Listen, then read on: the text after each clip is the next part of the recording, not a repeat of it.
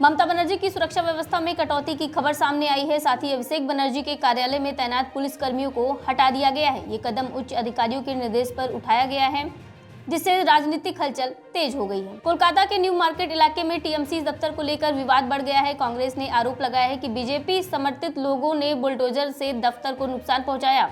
वह स्थिति पर राजनीतिक तनाव गहरा गया है और प्रशासन से जांच की मांग की जा रही है। ममता बनर्जी के इस्तीफे नहीं देने वाले फैसले का शिवसेना यूबीटी सांसद संजय राउत ने किया समर्थन। कहा, ये फैसला सही, उद्धव वाली गलती नहीं करेंगी ममता। बंगाल में नई सरकार बनने की हलचल तेज। इस चुनाव आयोग ने नई विधानसभा के गठन को लेकर जारी किया आधिकारिक अधिसूचना। 8 मई को बीजेपी विधायक दल की बैठक। पश्चिम बंगाल में जारी हिंसा पर सीसी ज्ञानेश कुमार का बड़ा एक्शन। तोड़फोड़ करने वाले पर कार्यवाही के दिए निर्देश।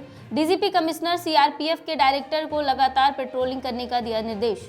कानपुर से एक अलग और दिलचस्प पहल सामने आई है, जहां जिलाधिकारी जितेंद्र प्रताप सिंह ने जनगणना को लेकर एक खास पत्र जारी किया। इस पत्र की सबसे खास बात यह है कि उसे कनकुरिया अंदाज में लिखा गया, जिससे आम जनता तक संदेश आसानी से पहुंच सके। प्रशासन की इस पहल को लोगों के बीच में अपनाकर बढ़ाने की कोशिश के तौर पर देखा जा रहा है। मिर्जापुर से एक चिंताजनक मामला सामने आया है, जहाँ संरक्षण के अभाव में गौवंशों की हालत बदतर होती जा रही है। नगर के महंत शिववाला क्षेत्र में सांड के हमले से एक गाय की मौत हो गई, जबकि एक महिला घायल बताई जा रही है। घटना के बाद भी मृत गाय का शव सड़क के किनारे पर है, जिससे नगर पालिका की कार्यशैली पर सवाल खड़े हो रहे हैं। उन्नाव से एक सकारात्मक खबर सामने आई है, जहां योगी सरकार द्वारा मानदेय बढ़ाए जाने के बाद प्रशासन ने शिक्षा मित्रों को सम्मानित किया।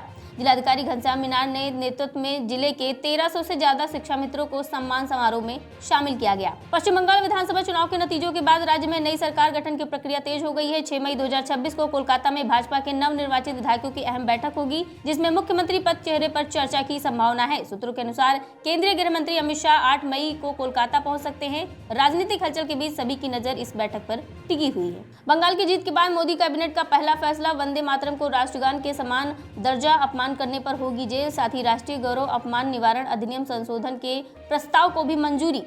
कैबिनेट के इस फैसले के अनुसार बंकिम चंद्र चटर्जी द्वारा रचित वंदे मातरम पर अब वही नियम और पाबंदियां लागू होंगी जो वर्तमान में राष्ट्रगान पर लागू हैं।